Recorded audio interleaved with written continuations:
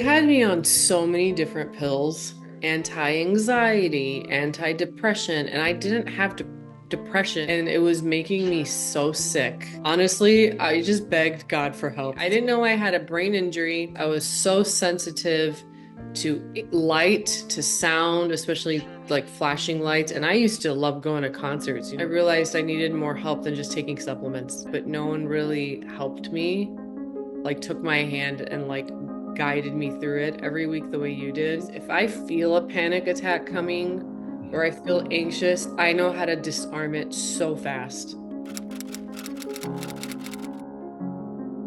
Thank you so much for coming on, Ruzanna. I appreciate you doing this. Yeah, happy to be here. Thank you for having me.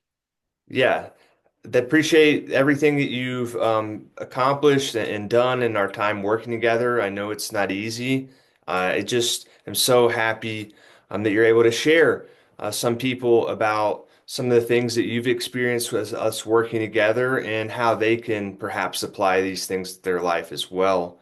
Um, so I guess my first question is, like when we started working together, where were you and like what had happened before we had started working together? Sure. I have been struggling with these really bad panic episodes, I like to call them, because it's not a regular panic attack. But from the age of 17, I'm 34 now. It's been a long time. And it wasn't consistently, it would maybe stop for a few years and then come back. But then this past year, especially right around the time where you and I started working together, it was like every day I was having these really bad panic attacks. I was so sensitive to light, to sound, especially like flashing lights. And I used to love going to concerts, front row with a whole light show, and I just couldn't handle it anymore. And exhausted where if I was out past 8:30, I just felt like I was gonna die. So it was really intense. And kind of how it all happened was at 17, I was told I needed this knee surgery where basically they cut the bone under my knee and moved it, straightened my leg out, and put two bolts in each leg. I don't know what it was called, but um, the recovery is what actually caused a brain injury. And they had me on epidural through my spine 22 days nonstop. And I had a little clicky thingy where I would click whenever I wanted a extra dose of it. Hmm. And instead of weaning me off of it, they took me off of it immediately. And I just went nuts. Like my nervous system just went crazy. And it felt like I lost my mind for about 3 days. Honestly, I was just screaming from pain, but no one knew what was going on. And since then, my body just wasn't the same. I used to be a dancer and I couldn't dance anymore. I just didn't know how to follow a dance routine. Hmm. Brain just couldn't comprehend it. Um, and throughout the years it got a little bit better, but it was bad to the point where eating food was too stressful, like digesting food was too stressful on my body, where it would trigger a panic attack where basically every part of my brain would turn on at the same time, and it just felt like very out of control.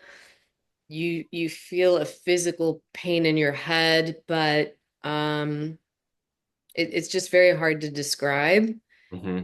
So they told me I just had a panic disorder, but it would happen from stress, like it was a stress response.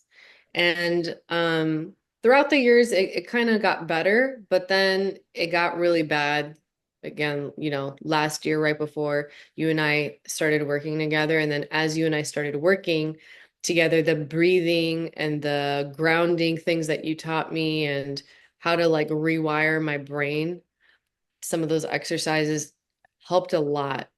And to the point where, I can sit through loud music. It doesn't bother me, which is a big deal.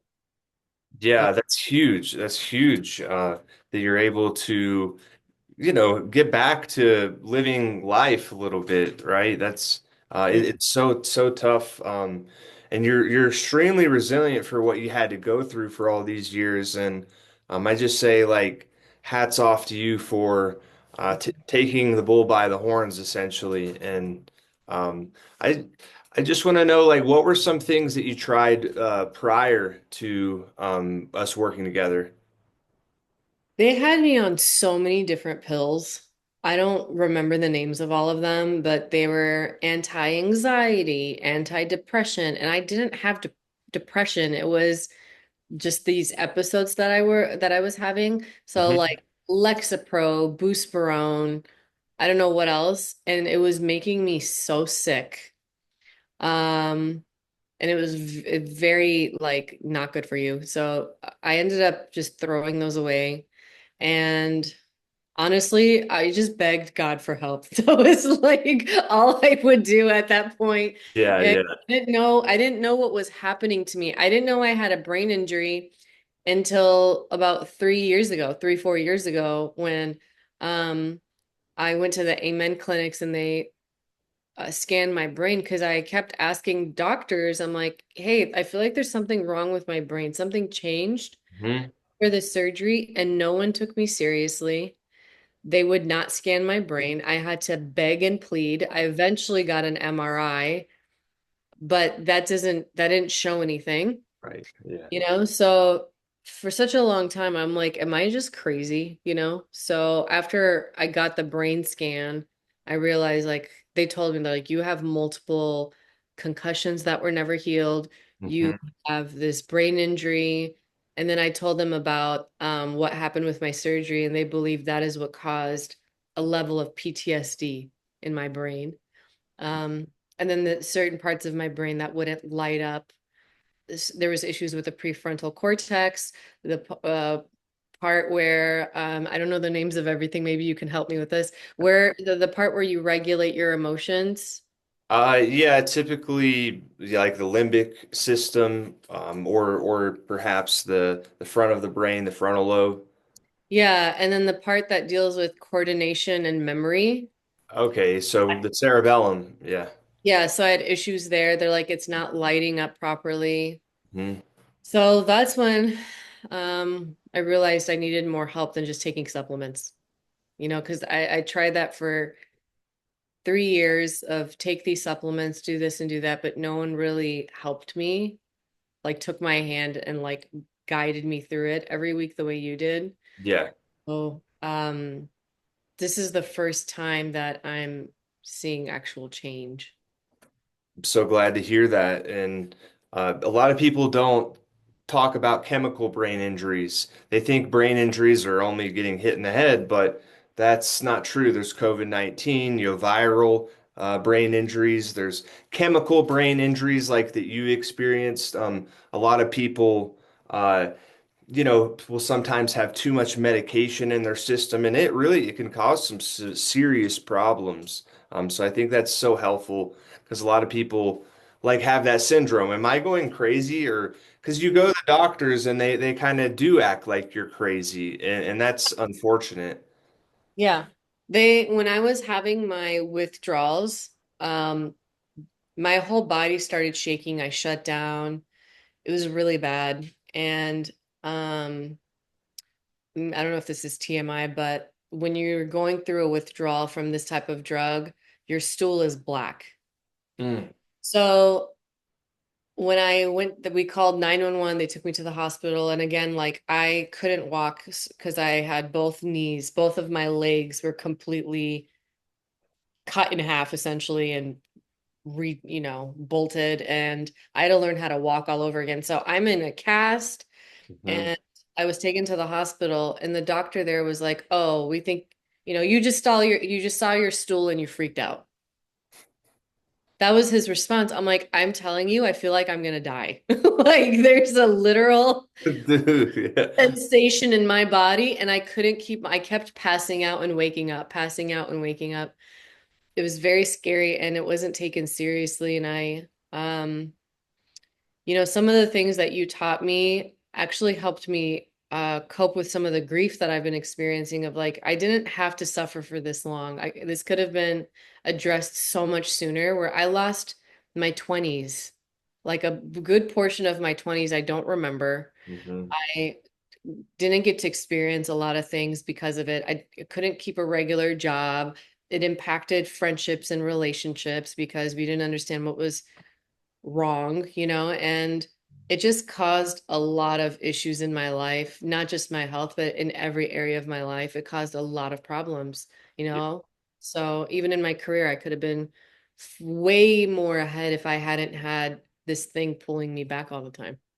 Yeah, yeah, and that's hard, and I I can relate the fact that I had my brain injury. I was making horrible decisions, and a different part of the brain. Mine was more about my bad decisions. Yours was kind of more complex, but um, I just want to know for the listeners, we've been working together for about 16 weeks now, I think.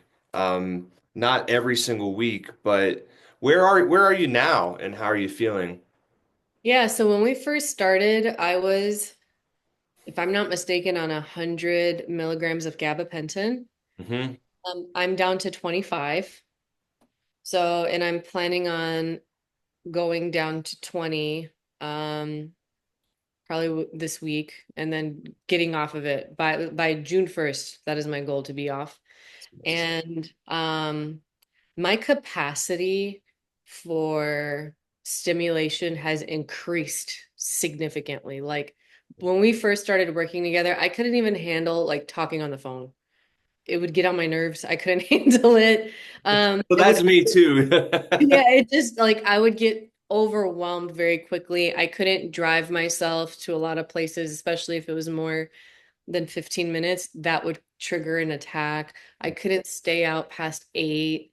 Um, it was really problematic, like a lot. Like my cortisol was so high. Mhm. Now I'm staying up till like 2 to 3, which I know is not good. You tell me not to do that. But the fact that I can do that, like that's a choice. Hmm. I have an option. Yes. Whereas before I didn't have that option. Now it's like I have an option if I want to stay up late or go to a birthday party that's till midnight or do a late night show. Yeah. For those who are not aware, I'm a comedian. So if I want to do a late night show or something, I can do that. If I'm going to church, I can listen to when it starts off with loud worship, Hmm. the instruments and the music. I used to skip that for years. I would skip worship and then just only go for the sermon. Hmm. Now I can actually not just sit through it, but I enjoy it and I forget that I have an injury. Like while I'm That's there, I'm amazing. like, oh my God, this used to bother me, Yeah. So That's so cool. So cool to be able to have your freedom back. That's what I wanted the most when I was having my brain injury. And the people I talked to is like the worst part is like you feel like caged in and boxed in that you can't go do what you want to do. yeah, and I think the biggest thing that's been really encouraging is if I feel a panic attack coming or Mhm. I feel anxious, I know how to disarm it so fast. Amazing. Whereas before, as soon as I felt it, I would freak out, which would make it worse because you don't fully understand what's happening to you. Right. Um, and then I thought my only solution was medicine, Hmm. where there are supplements you can take or specific breathing techniques that I learned with you, or grounding techniques and visualization. And the way I speak to myself has changed a lot, which I've noticed it makes a difference in the way I feel. My consistency with just the way I'm living my life, eating, sleeping, exercise. I'm exercising more because of us working together. And before I used to have a fear of that because I thought it would trigger an attack. And it's like, okay, no, there's ways to do these things. But I think that's been the greatest encouragement of before when I would feel anxious or I would feel an attack coming, I always had to call someone or I would go wake someone up to come sit next to me all night. Now I know how to soothe myself, which is a tremendous help because that's been a very difficult thing for me for the past, I don't know, 15, 16 years, Yeah. where now I'm able to breathe through it, and within a few minutes it's done, or the longest it might go is an hour, and it stops naturally. It's Whereas before incredible. I had to shut it down. Yeah, what a gift. I mean, that is, and I really believe that everybody, if you have like the tools and you have the education, then you put those two things together, and suddenly you have like a rock to stand on. Like that, you're not we can learn to self-regulate and soothe ourselves. It is a practice, and I think people um, sometimes don't remember that. Either they don't remember it or they've been stressed for so long, similar to you, that they forgot it was even possible. Yeah. Yeah, I think that's been the greatest thing for me, honestly. And I never thought I would ever get that, to be honest with you. Yeah. I never thought there would come a time where I would be able to soothe myself in that way. And also, this isn't something that you just do and it goes away forever. It's just Right. like with anything else. Like if you stop going to the gym and stop eating well, you're going to gain a bunch of weight and end up in disease. So it's like, yeah, if I start wilding out and just staying up till 4 every night, I'm probably gonna go backwards. So Yeah. but if I'm like, I notice like when I sleep on time regularly and I'm eating enough protein and Hmm. I'm minimizing my sugars and not eating things I'm allergic to, which impacts your brain significantly. Hmm. I limit how much I'm on my phone scrolling. That makes me very anxious. So I have to limit stimulation and go on walks. Like I actually put this thing on my phone where I turned it into a dumb phone where this is all I see, you know? Wow. That's all I see. There's Back nothing stimulating. Like back that's to the 1990s again. yeah, I'm like all it says is phone messages, my Google Maps, Awesome. all of the other apps are gone. Yeah. That's it. And I've noticed a significant difference. So it's Wow. if you just keep with the things that you taught us to do and to take care of yourself, there's no reason why you can't be better. That's amazing. And what would you say to people that may be hesitant or on the fence or don't even feel like they have it in them to heal because that happens a lot. What would you tell them? Um, don't believe the lie. I've been there. It's a hole that's difficult to get out of once you believe that lie of I'm never gonna get better. I'm stuck like this forever. If you think that, then that's what's gonna happen. So there is always a solution. And even if you're 30% better, you're getting better, and step by step. But the first step is for you to believe that there's even a chance. And if you don't believe there's a chance, it becomes a self-fulfilling prophecy. So I'm telling you, dare to believe because I've been there and, to the point where I was depressed or, I've had thoughts, man, I'm like, man, I'd be better off not being alive than Mm-hmm. living with this for the rest of my life. And that's real. To have a Yeah. chronic health problem, it can cause some suicidal ideologies. You don't have to give into that. You don't have to believe the lie. And you will have a support system. And the moments where you feel discouraged, Dr. Brody will speak into your life because there were moments where I was discouraged. The first month we were working together, Mm-hmm. it was hard. It was very hard to believe that anything could change, but I'm a, living testimony that it can happen. I still have some work to do, but I would say I'm probably like 80% better in Amazing. 4 months. Yeah. That's a lot, so. And the only other stuff is a matter of time. I really do believe Yeah. that it's only a matter of time because you already climbed the hard part of the hill. Now if you're over the hill, not over the hill is like 50 years old, but you're over the hill, in my opinion, in your recovery. So, Yeah. um, well, thank you so much for coming on, and I think this can give some inspiration to people that are down in the dumps and dealing with similar symptoms. Because it does suck, 100%. Like nobody wants headaches, nobody wants sleep issues and overstimulation. But just know that freedom really is on the other side of your discomfort, and it's not saying push through it, but if you have like a real plan and you take baby steps in the right directions, great Yeah. things can happen. Would you like to add anything there? Yeah. Yeah, I was gonna say in the beginning, especially when you've had chronic health problems, especially when it's with your brain, Hmm. so desperate for it to disappear so quickly that you want to do all of the things at once. And I just want to encourage you, you're gonna overwhelm yourself if you try to do everything at the same time. I did that and I'm like, dude, there's no way. There's no Yeah. way, and I made it worse. So Yeah. take it a step at a time, like really know that, like, okay, this is a lot of information. There's a lot of different ways. What works for me?